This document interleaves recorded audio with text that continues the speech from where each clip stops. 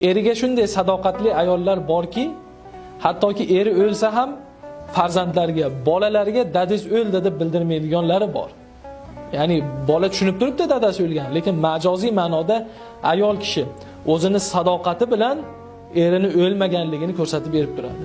Qanday qilib? Bu bola tarbiyasida juda ham katta ahamiyatli. Ya'ni bolani dadasi bordek qilib shakllantirish, ya'ni ulg'aytirish. Qanday qilib? Birgina misol.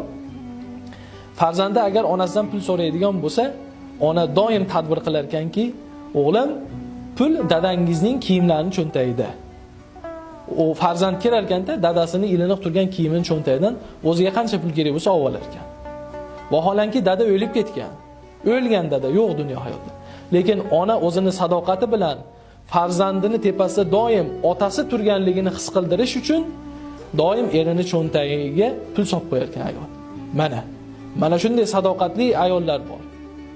Hozir eri bo'lib turib sadoqat qilmayotgan ayollar mana shu narsadan ibrat olishsin.